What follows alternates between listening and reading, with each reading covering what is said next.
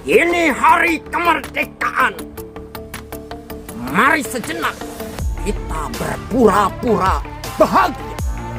Sejak ini sebenarnya hanya bentuk kegelisahan saya ketika memahami bahwa secara substansi, betulkah kita sudah merdeka? Kebebasan ini adalah kebebasan yang sifatnya melahirkan hal yang positif.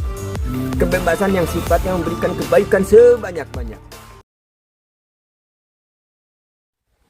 Masih dengan Kang Ihung, pimpinan dinasti Thoriko Sawahiyah yang ada di pedalaman hutan.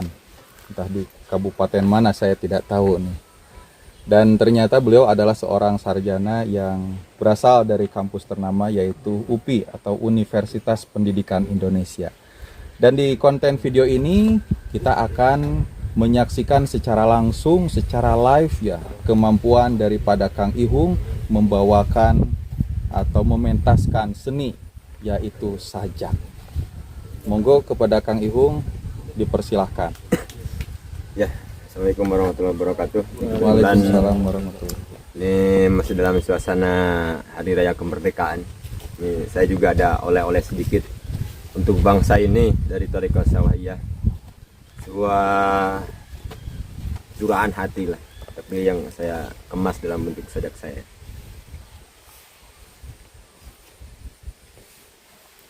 Ini hari kemerdekaan. Dilarang ngomongin kemiskinan.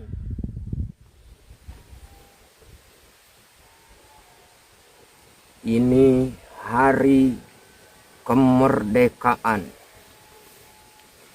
Dilarang ngomongin bangsa kita yang masih susah dan sengsara.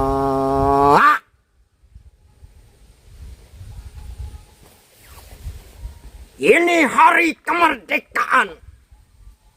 Mari sejenak kita berpura-pura bahagia. Bahwa harga sembako murah meriah. Keadilan merata di seluruh daerah. Keadilan, kesejahteraan, kemakmuran telah tegak di negeri ini.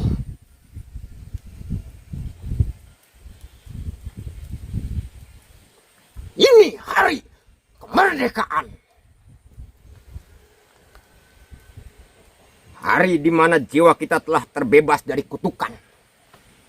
Kutukan rebutan jabatan, kutukan rebutan kekuasaan, kutukan rebutan kepentingan politik angkara murka.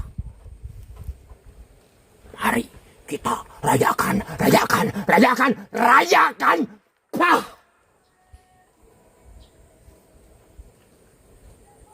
Kita merdeka dari pemerintahan korup, dari para polisi dan politisi yang menjual harga diri, dari ulama yang menjual jubah agama, dari kedunguan bangsa yang melulu mau ditipu sinetron cabul musim pemilu. Ini hari kemerdekaan, negeri tanpa kemiskinan. Ini hari kemerdekaan, negeri penuh dengan keadilan. Ini hari kemerdekaan, negeri bahagia tanpa luka dan air mata. Mari kita rayakan kemerdekaan ini dalam tempo yang sesingkat-singkatnya. Sebab nyatanya merdeka kita masih dalam impian. Hidup negeriku, hidup bangsaku, merdeka. Apanya yang merdeka? Assalamualaikum warahmatullahi wabarakatuh. Waalaikumsalam warahmatullahi wabarakatuh. Masya Allah, luar biasa ya. Ini mungkin mewakili suara kita sebagai rakyat Indonesia ya. Jadi tadi yang saya kutip, merdeka dalam tempo yang sesingkat-singkatnya. Mungkin untuk lebih penjelasan mungkin kita akan dengar secara gamblang dari Kang Ihung, seorang sarjana yang tinggal di tengah hutan. Silakan Kang. Sejak ini sebenarnya hanya bentuk kegelisahan saya ketika memahami bahwa secara substansi, betulkah kita sudah merdeka? Merdeka karena Belanda, Jepang sudah pergi dari negeri kita, ya. Tetapi betulkah kita telah merdeka dari kasta? Kenapa di negeri yang merdeka tiba-tiba ada kita punya kasta miskin dan kaya di mata hukum? Kalau kita sudah merdeka, kenapa kepala kita masih dijajah oleh pikiran itu? Bahwa kalau saya tinggal di hutan, di sawah seperti ini, bahwa saya itu terbelakang. Kenapa sih masih harus dijajah oleh pikiran seperti itu? Kenapa di hari kemerdekaan di negara yang merdeka masih ada seperti itu? Merdekanya merdeka utuh. Atau kayak gitu. Lebih dalam lagi, di tengah-tengah kemerdekaan, toh kita juga masih dijebak. Kenapa kita tidak memerdekakan diri untuk sekali-kali kita mau menggunakan hati nurani? Itu kan kebebasan. Tetapi hari ini nurani kita simpan, bahwa tubuh kita yang memiliki insting yang tajam kita buang, yang ada hanya kepala, logika, otak, terus saja di situ.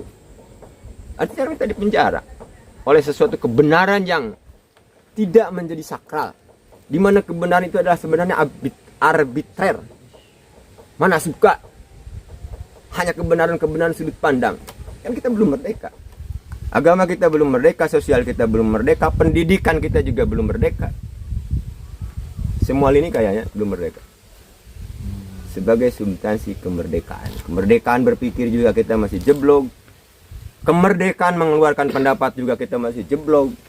Tolong bebaskan negeri ini, bebaskan bangsa kami dengan kebebasan yang sebebas-bebasnya, kebebasan-kebebasan yang substansial, bukan kebebasan-kebebasan yang sifatnya artifisial, yang material, karena itu hanya masalah remeh-temeh.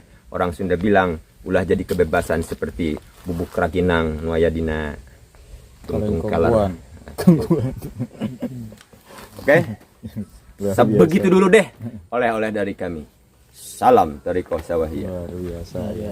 Assalamualaikum warahmatullahi wabarakatuh. Tapi Kang mau mungkin ada sedikit entah itu klarifikasi atau bagaimana. Nah, takutnya banyak yang tersesat dengan mendefinisikan arti daripada kebebasan. Nah, apakah kebebasan ini perlu aturan atau bebas yang sebebas-bebasnya? Khawatirnya seperti ini. Orang yang suka mabok, orang yang suka minum-minuman narkoba, takutnya melihat tontonan ini, oke, saya akan bebas. Saya adalah saya akan minum ini, minum itu, makan dan yang haram-haram misalkan, karena ini saya merdekanya seperti ini. Nah, menurut Akang bagaimana, apakah bebas sesuai aturan atau bebas yang sebebas-bebasnya? Saya ngobrolin kebebasan ini dalam teks ketika semua itu menjadi kebaikan. Karena gini, semua hal ujungnya adalah mencari titik kebaikan. Dalam bahasa agama, kebaikan untuk diri sendiri, kebaikan untuk orang lain, lebih luasnya untuk bangsa dan negara. Jadi konteks kebebasan ini adalah kebebasan yang sifatnya melahirkan hal yang positif. Kebebasan yang sifatnya memberikan kebaikan sebanyak-banyaknya. Nah, ketika ruang-ruang kebebasan itu memberikan nilai positif, kenapa harus dikekang? Kenapa harus dibatasi? Kayak gini, kita punya unsur, yang saya bilang, punya kepala, punya hati, punya nurani.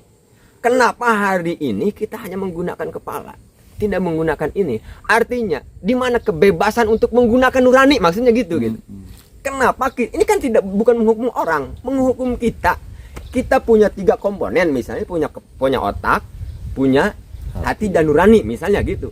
Kenapa hari ini kita hanya menggunakan otak? Di mana kebebasan si hati untuk berbicara? Kenapa kita tidak memberikan ruang kebebasan insting kita untuk bergerak? Begini nih, ini cuaca. Mau hujan nggak? Misalnya, tiba-tiba otak kita mengatakan ini tidak. Karena ini kan cerah gitu kan. Tetapi misalnya kata-kata si insting kita, si feeling kita mengatakan ini mau hujan. Kenapa yang kita dengar pasti aja yang di kepala? Pernah nggak kita mendengar yang ada di sini? Maksud saya gitu ya. Ini konteksnya itu di sini. Kalau yang tadi pertanyaan kan ke teknis. Ini kebebasan-kebebasan yang sifatnya positif. Kenapa kita harus dilarang? Jadi jangan Contoh sampai- kayak gini. Kenapa prem kita sudah memenjarakan diri bahwa yang disebut kemajuan bangsa itu ketika harus dibangunnya pasar, mall. Kenapa tidak ada hak bahwa yang disebut maju itu ketika sawah-sawah tumbuh subur? Maksud saya itu, kenapa kita tidak memberikan kebebasan kepada alam untuk membuktikan dirinya bernilai positif? Kenapa hak itu hanya diberikan kepada bangunan-bangunan pencakar langit, misalnya gitu. Kenapa kita tidak memberikan kebebasan kita untuk berpikir bahwa sungai ini punya jasa untuk bangsa ini? Tetapi gara-gara kita sudah dipenjara pikiran kita bahwa ini sungai sudah kurang nih nilai manfaatnya, udah bangun aja, misalnya jadi mending kalau dibangunnya masih bangun mall, kalau dibangun yang di luar itu. Nah maksudnya gitu. Jadi memberikan apa ya? Keseimbangan hak karena kita merdeka gitu maksudnya. Merdeka itu ketika Tuhan memberi mata kita dua, ya pergunakan kedua-dua itu. Tuhan memberikan kita gunung dan laut, gunakan gunung dan laut itu. Kenapa sekarang gunung harus dibikin jadi kota, laut harus dibikin jadi kota? Ada apa gitu? Kenapa kita tidak memberikan kebebasan kepada gunung untuk berpotensi sebagai gunung? Laut berfungsi sebagai laut. Nah, pertanyaan saya, apakah hanya bangunan-bangunan itu aja yang bisa membuat hidup ini bahagia? Berikan hak dong pada sawah untuk membahagiakan kita. Berikan hak gunung untuk membahagiakan kita. Berikan hak air hujan. Berikan hak kepiting. Berikan hak ikan-ikan di laut. Itu semua bisa menjadi alat perantara untuk membahagiakan kita. Apunten. Luar biasa ya. Ini bisa menjadi peringatan, bisa menjadi ilmu baru lah ya untuk kita semua. Iya. Konten kreator bagi para penonton yang asalnya itu dari berbagai macam kalangan. Mudah-mudahan bisa diterima untuk semua. Jadi pada kesimpulannya jangan menyalahartikan kebebasan. Bebas tidak sesuai aturan, di luar aturan, ya bebas ini yang mengarah kepada kebaikan. Mungkin terakhir untuk pesan dan pesannya dari seorang Di tema kemerdekaan ini aja ya. Iya. Pesan saya itu gini, belajarlah membebaskan diri dari kungkungan-kungkungan yang mengganggu kebahagiaan kita, yang mengganggu ketenangan hidup kita. Itu kan nilainya positif. Bebaskan diri. Nah, yang lebih parah lagi, yang membuat kita tidak merdeka itu, mending kalau hal yang penting. Ini kita itu sudah dipenjara oleh hal yang tidak penting. Yang saya bilang, kenapa sih kita harus gelisah kalau nggak punya HP misalnya gitu? HP itu apa sih?